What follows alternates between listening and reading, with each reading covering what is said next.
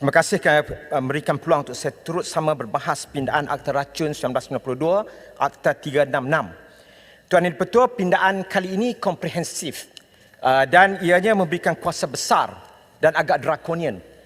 Ada ejen provokator, ada hak untuk penggugat kuasa memecah masuk, merampas komputer, merampas barang, menahan orang.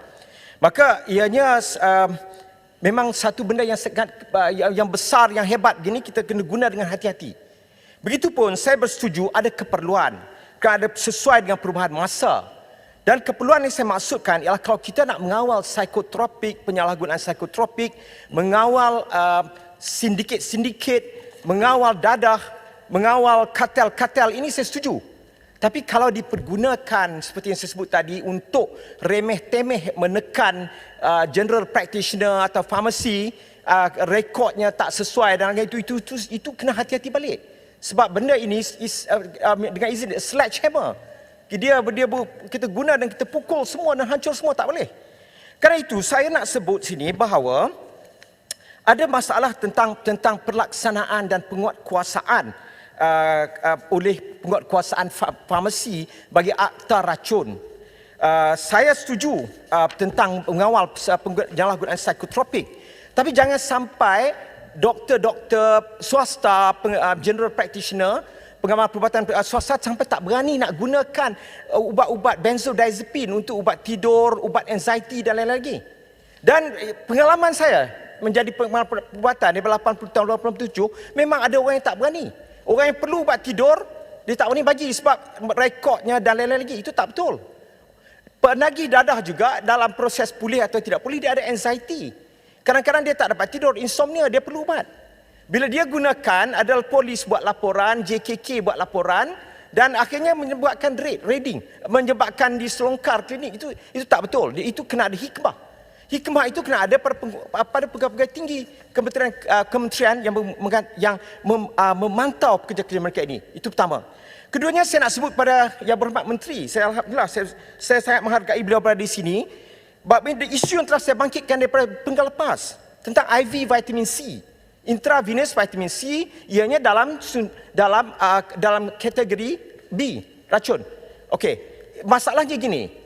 Apakah berbaloi penguatkuasa daripada Putrajaya pergi sampai ke Labuan, ke Sabah, menyelongkar klinik-klinik untuk mencari doktor yang menggunakan IV vitamin C? Kerana IV vitamin C, Tuan Yang Dipertua, ialah satu ubat yang telah digunakan di banyak negara lain. COVID baru ni ada orang guna 60 gram sehari, ada orang boleh guna Prof. Peng Ziong daripada UMC Wuhan, dia gunakan 30-40 gram dan di Australia 60 gram dan ianya bukan lagi eksperimental. Keluar dalam British Medical Journal hasil-hasil kajian mereka mengatakan very safe, extremely safe. Dan sedangkan kementerian menggunakan garis panduan yang tak tahu daripada mana datang, bahawa ianya salah, bahaya, merosakkan jantung, merosakkan buah pinggang, tak ada asas. Jadi saya minta kementerian supaya bertindak berdasarkan the latest good science, tidak berdasarkan kepada pandangan seseorang yang tak tahu apa perkembangan. Medicine, tuan-tuan, dengan izin, it's not just medicine, surgery pediatrik macam 40-50 tahun dulu. Ada regenerative medicine, functional medicine, anti-aging dan lain-lain lagi. Dan ini banyak dikaji, keluar banyak jurnal. Kalau yang memberikan pandangan itu baca satu page, satu muka surat tentang nutrition 40 tahun dulu masa dia student, tak boleh pakai lagi dah. Tapi saya tak melihat berbagai pandangan yang keluar di media daripada kementerian, orang kementerian. Yang ironisnya, Yang Berhormat Menteri, kajian mengenai vitamin C dalam COVID tahun 2020 dilakukan oleh the top physician, Dr. Lachman telah bersara. Dr. Lachman, top physician Kementerian Kesihatan sendiri. Tapi pegaris panduan Kementerian Kesihatan ini dikeluarkan oleh unit nutrisi yang sepatutnya tidak campur tangan. Vitamin C sebagai terapeutik sebagai penggunaan ubat adalah kerja pakar perubatan yang ada maklumat, the latest good science, bukan pegawai perubatan yang lulus MRCP 5-60 tahun dulu tak kita pakai. Itu maklumat yang telah obsolete. Kajian itu kajian yang baik di Ipoh menunjukkan 12 gram, 15 gram vitamin C sehari membantu menyelamatkan nyawa pesakit COVID. Dia dibuat oleh the top physician, pakar perubatan paling top Kementerian Kesihatan sendiri, iaitu Dr. Lachman. Itu tak dipandang langsung oleh Kementerian Kesihatan.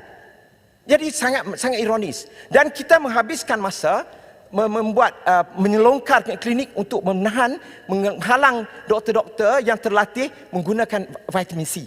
Last sekali Tuan Yang Pertua, kalau kita buat akta ini, kita perkasakan, kita bagi segala kuasa-kuasa yang besar ini dan untuk menyelongkar perkara yang belum tentu berfaedah, kita selongkar dan kita sekat, maka ia menyalahgunakan dan meremehkan apa yang kita lakukan di Dewan ini hari ini. Sebaliknya kalau ia digunakan untuk menyekat kartel dadah dan lagi, itu saya setuju. Tapi benda-benda yang masih dipertikaikan dan benda-benda yang telah terbukti selamat, tapi kerana kurang membaca, kurang berfikir beberapa orang pegawai di Kementerian Kesihatan, maka kita gunakan akta ini, itu sangatlah sedih bagi saya, sangatlah meremehkan apa yang kita lakukan hari ini. Saya minta itu diberikan pandangan oleh kita semua dan saya minta supaya Yang Berhormat Menteri Kesihatan memberikan jawapan. Terima kasih. Terima kasih Yang Berhormat Kuala Kedah. Very interesting info.